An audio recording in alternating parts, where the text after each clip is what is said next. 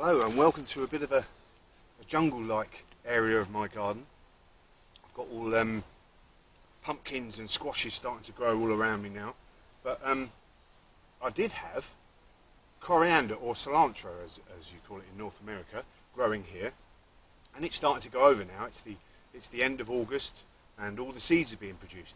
Now, I absolutely love a bit of Indian cooking, so coriander throughout the year. The leaves are really important to me in the summer. I love all the different flavours you can produce with coriander. I love that beautiful flavour. Ooh, a nasty horsefly.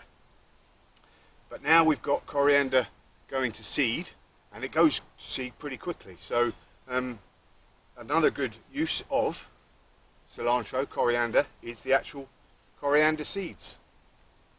And so when do you want to harvest these seeds? So a good rule of thumb is basically to wait until the majority of the seeds themselves have started to turn brown. So if you can see this one here, there's still quite a lot of green seeds here.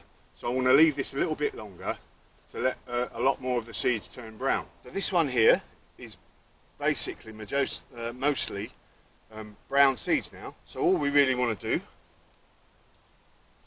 is cut the actual plant themselves, and then I'm going to take this away and hang it up with a brown paper bag over a brown paper bag, like so, and I'll show you that in a minute. And then once they start to dry out, because yesterday was our big rain day, massive load of rainfall, so I want to let these dry out anyway.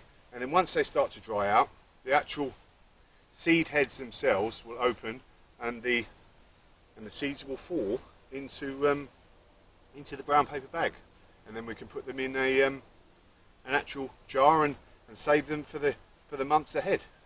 And that, you know, and then there's an absolute difference between freshly ground coriander seed just before you use it in the cooking to stuff you get in the supermarket that's been ground for ages.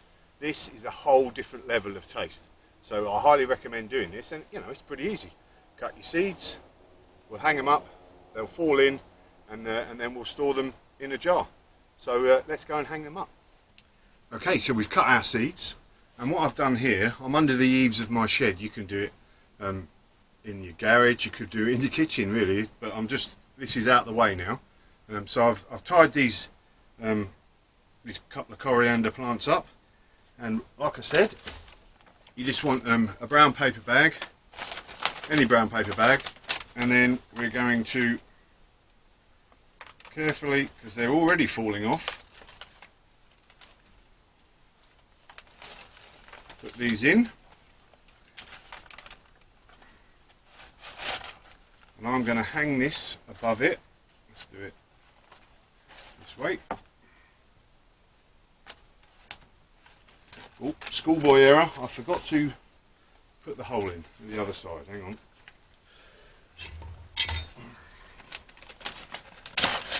There we are. Now at the end of the day, you could actually just put this bag on the ground and just rest the coriander bushes inside it on the ground, but you know, this keeps it out of the way. There we go, look at that, job's a good one. So a week or so, just leave them in here, let them dry out, maybe even longer. Just check them and give it a bit of a tap every now and then. And then once that's done, tip your seeds out.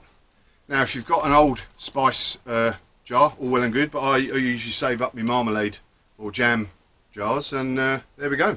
There's some seeds I harvested earlier. And these will keep for ages and ages, months and months and months and months, and give you lots and lots of fantastic flavour. And I'll be cooking over the next couple of weeks actually a few Indian dishes, some of my favourite Indian dishes. So the optimistic gardener in the kitchen will be using a few coriander seeds. Hope that was useful to you. If it was, please like the video and subscribe. But easy peasy lemon squeezy. Cut your coriander plants, hang them up, brown paper bag, leave them for a couple of weeks, give them a bash every now and then, store them. Job's a good one.